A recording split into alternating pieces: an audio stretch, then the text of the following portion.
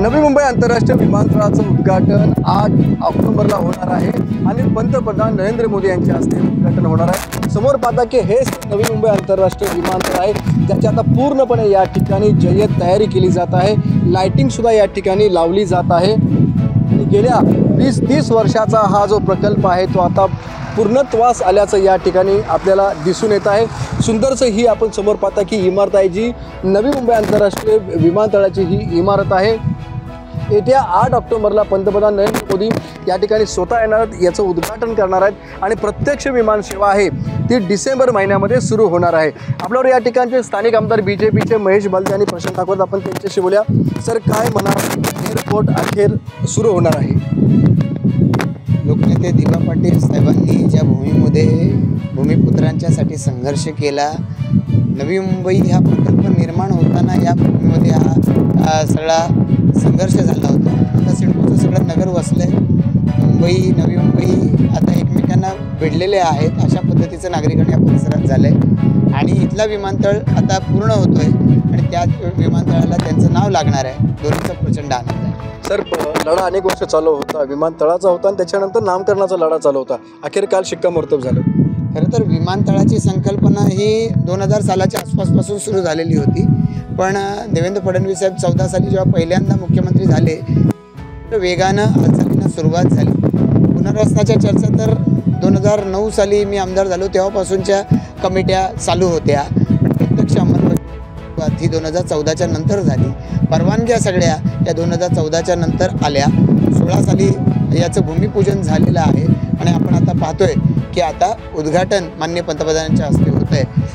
मला वाटतं या सगळ्या पनवेल, उरण, रायगड, नवी मुंबईच्या सगळ्या भागासाठी हा विमानतळ म्हणजे खूप मोठं वरदान ठरणार। सर, नामकरणाच्या लढ्याला यश आलेलं आहे तुमच्या? नक्की, माझ्यासारख्या असंख्य कार्यकर्त्यांनी, हजारो कार्यकर्त्यांनी या लढ्यामध्ये, कोविड असताना अनेक कार्यकर्त्यांचे प्राण गमावले आणि त्या लढ्याला यशस्वीरित्या माझ्या राज्याच्या नेतृत्वाने दिली निश्चित आनंद आहे। आणि एक एअरपोर्ट जर 1% GDP राज्याचा वाढवत असेल आणि तो माझ्या मतदारसंघामध्ये आणि तिथल्या स्थानिक युवकांच्या हाताला या एअरपोर्टमुळे काम मिळतं आहे, तर हे निश्चित आनंदाचं आहे, हर्षाचं आहे। आणि ज्या अनेक दशकं आम्ही या एअरपोर्टची वाट बघत होतो, ते एअरपोर्ट देशाचे यशस्वी प्रधानमंत्री माननीय नरेंद्र मोदी साहेब, राज्याचे मुख्यमंत्री, दोन्ही उपमुख्यमंत्री यांच्या उपस्थितीत होते। निश्चित याचा आनंद आहे आणि त्याच्या स्वागताकरता या परिसरातील सर्व मंडळी ही सज्ज आहेत। लाखोच्या संख्येने इथे नोकऱ्या येणार आहेत, एअरपोर्ट असेल किंवा आजूबाजूच्या रिलेटेड नोकऱ्या आहेत, स्थानिकांना रोजगार मिळेल। 100% प्रकल्पग्रस्त आणि स्थानिकांनाच नोकऱ्या मिळेल ही राज्य सरकारची भूमिका आहे, सिडकोची आहे। त्याच्यानंतर ज्या सिडकोबरोबर जो अदानी समूह आहे त्यांची आहे, लागलेले आत्तापर्यंत 600 ते 700 लोकांना जॉब मिळाले।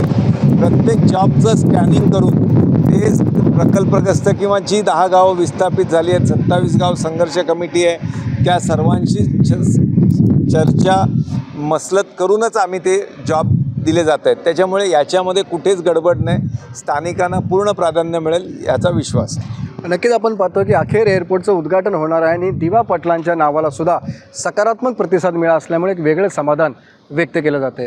विनायक पाटील, ABP माझा, नवी मुंबई। ABP माझा, उघडा डोळे बघा नीट।